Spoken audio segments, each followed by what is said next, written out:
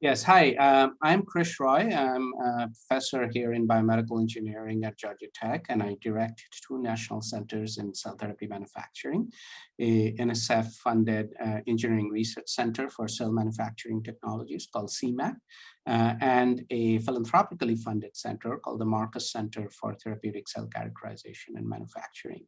I'm also part of the executive board of the standards coordinating body and have been part of that since the beginning or inception of the SCP.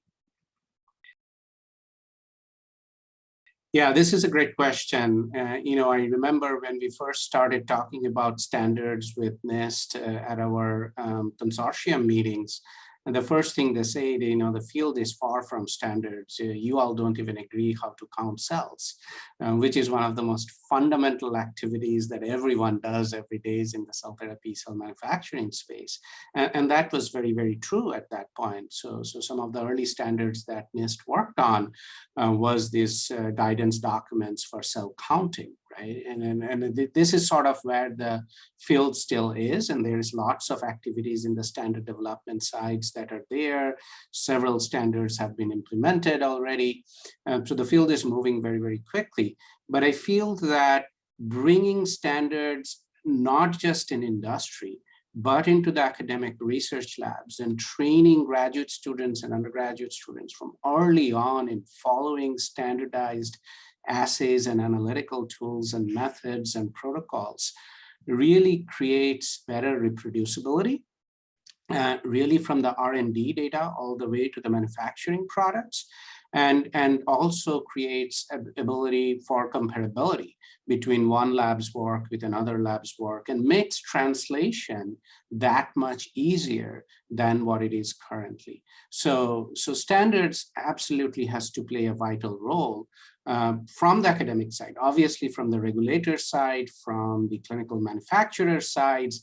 Standards are the key tool to make sure we have reproducibility, comparability, and in ease of translation, but bringing in back to the research domain from very, very early R&D, to me is absolutely critical.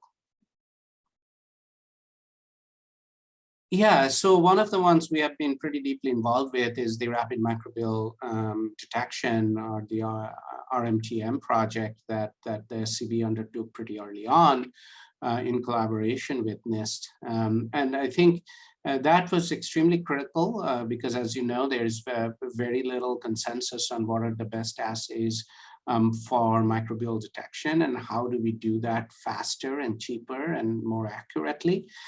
So that's one that we worked on. I'm a co-author of the cytotherapy publication that came out of the SCB on that topic, but we have been also part of the flow cytometry consortium with NIST. Others have taken part in on the cell manufacturing equipment standards thing as well. So there are a number of projects that we have been involved through the SCB and the ISO over the years, and I think more and more are coming on the pipeline.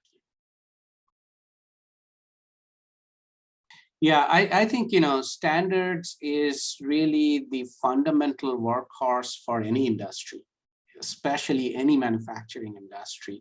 And I give this example that when, the reason my cell phone, when I go to another network or I go out of the country, I switch it off and it seamlessly starts working, is because of standards in the wireless industry. Pre-competitive standards that every carrier has agreed to despite their competitiveness in the other aspects of that industry. And that crosstalk between one equipment to other equipment, that portability of the data, that ability to trust the data, that ability to reproduce the data, and think about comparable analysis of one product at multiple different centers and institute is the fundamental basis of progress in an industry. So standards is incredibly important for us to grow this industry, to make reliable products, reproducible products, cheap products. And so, which is one of my primary motivation to be sitting and be part of the standards coordinating body. But I also think this bringing the standards into the academic domain is an absolutely critical process for the progress of the field.